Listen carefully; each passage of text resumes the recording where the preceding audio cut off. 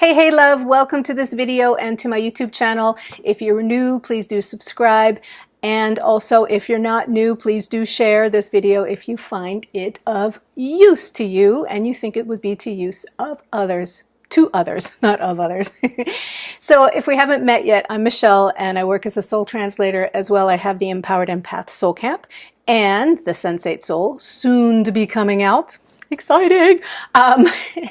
And I work as an intuitive spiritual medium and life and business coach for empaths and sensitives and spiritual entrepreneurs, solopreneurs. So today we're going to be talking about synchronicities, signs, and lightworker. I want to start with the lightworker part here. We're all lightworkers. That's, I believe, just the truth of it. There can be a little bit of a, well, you know, there are those people who are light workers and those people who are asleep. That is also true. I believe that. But at the same time, we're all made of light. We all are souls. Because when it comes down to it on the cellular quantum level, we're all made of light. We're all light workers. We all have souls. Yes, some are more activated, engaged than others, for a multitude of reasons. But really, you know, all of us are working our light in some way. We have to be in order to be alive.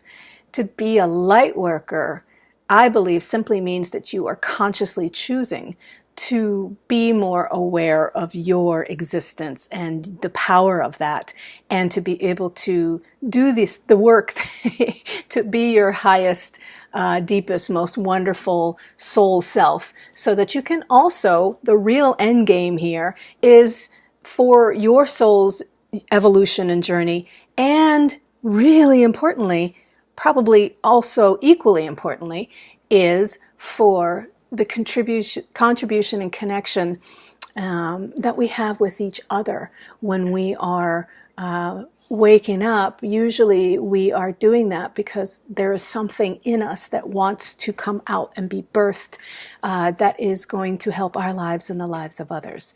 So in that way, working your light means, yeah, there are some people who are more light workers than others. However, I really think we need to drop a little bit of that, I'm going to say a little bit of the spiritual entitlement that says I'm a light worker and the identification with that. I think it's healthier to say I'm a soul shower-upper. And that's where you're choosing to put your attention and working your light in that way. So let's talk about signs and synchronicities. A quick story here. This morning, I was walking my dog and I saw this woman coming towards me. And the moment I saw her, I saw this flash of her walking on, there's a long walk in between Spain and I think there's a Portuguese part of it too and a French part of it too. Anyway, it's walking the Camino. The Camino de Santiago is the pilgrimage walk. So I saw a flash of her, you know, on there. And then we passed at a certain point, and then I went to do something and I came back and she was standing near my house, the entrance to the community where I live in. And we got to talking and she's like, hey, do you live down here? And I said, yeah, you know, and she's like, yeah, my friends are looking to buy a floating home. I was like, well, happens to be that I am selling my home right now. So we continue to talk about that. And then she meets my dog, whose name is Ollie. And she's like, I'm usually actually very scared of dogs, but yours is such a sweetheart. And what's his name? I said, oh, his name is Ollie. And she's like, my name's Olivia. So like a little coinky-dink there with that. And then I asked her, because she had this backpack with the little walk, you know, the sippy water thing. And I said, so are you taking a long hike? And she said, well, no, I'm actually walking a lot because I'm training to do the Camino. And I was like, that's so cool. When I saw you back there, I had this flash of you doing the Camino. And so we're talking, and then like 3 minutes later, this woman pulls up on her bike going to one of the other homes because she works with one of my neighbors who happened to do the documentary on walking the Camino. So it was like all these little signs and synchronicities going on. And then, so they start talking and we're all gabbing. And then I say, hey, so let your friends know, if they're interested. I was needing to get to work.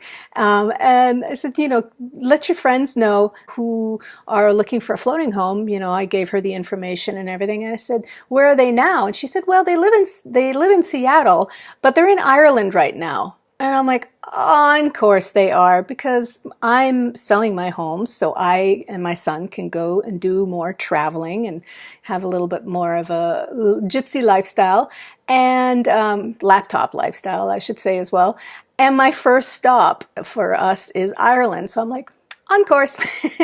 So the signs and synchronicities, to me, they are around. I believe that they are around all the time. There's this great quote I'd love to share with you. I hope I can get this right. And basically it is that God uses signs and synchronicities to remain anonymous. I just love that.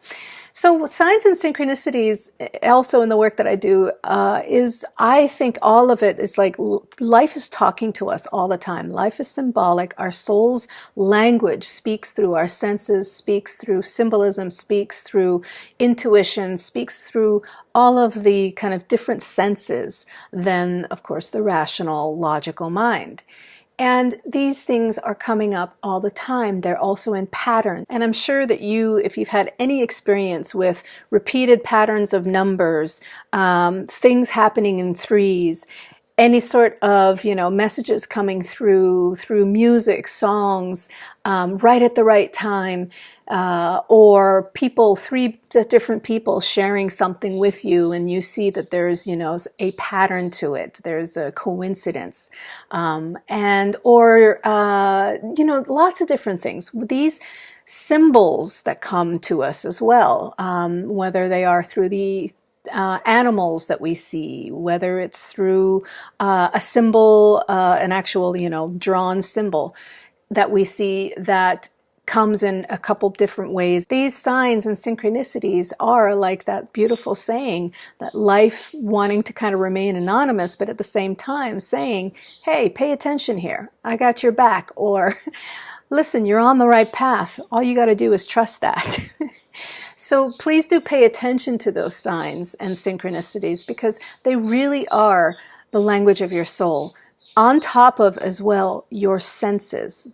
Big time. Our senses are the gateway to our soul's wisdom and to our body's wisdom, to what we know and feel and sense and believe to be true, because we're having this information relay or having this information exchange or this insight exchange.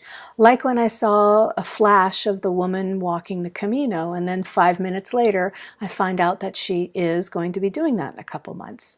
That whole meeting was somehow a little universal orchestration for the three of us women to have a moment in time together and to potentially validate her and her path of what she's doing in the Camino. The other woman who showed up, who knows what it is for her, but there was obviously some really good energy as well in the exchange for her. And for me, the validation of I'm on the right path to sell my house and go to Ireland. And in fact, I've also been thinking about doing the Camino one day. So paying attention to these signs and synchronicities, what it only requires, and really it's only, is a sense of innocence and openness, a willingness to listen, and to then see how the universe and life and your soul brings you signs that are signs from your soul that can help you feel validated, comforted, connected, inspired. So it's just about paying attention. We have to be willing to listen. It's no different than like when we're in a conversation with a beloved or a friend or somebody who is in real need of being heard. That creates incredible meaning and creates an incredible sense of intimacy and a way to feel like we are seen, we are heard, and we have to do those things for ourselves. That is in essence to me, what soul translation is about. There, of course, there's a whole nother multidimensional spiritual mediumship side to it that I do in my work. But that's really the essence of it. So how you can help translate for your own soul is to pay attention to those signs and synchronicities. Be willing and open and curious. You know, even ask and say, I'm willing and open and curious. Show me some signs. You know, and then just loosely pay attention. It's not like you have to be like this bloodhound that's like sniffing around for it, because that intensity will always push things away. Because that kind of intensity can sometimes feed a little bit of like a desperation energy or an urgency, and that's not always the best way to be softly and openly communicating with yourself and with life. It needs to be more of an invitation. All right, thank you so much for listening, and I hope that you pay attention, do your own translation using your senses, signs, and synchronicities, paying attention to those patterns and those little nudges. Sometimes they start as nudges, and then if you really need to pay attention, they come across as, you know, way bigger things. So please don't let it get to that point. And light workers, we are all light workers. So please do allow yourself to live in your light, to work your light, because in essence, what that means in my work and in my mindset and the way I see the world is that means you're in cahoots, you're in translation with your own soul. All right, take great care. So much love. See you next time, and pay attention. Life is listening.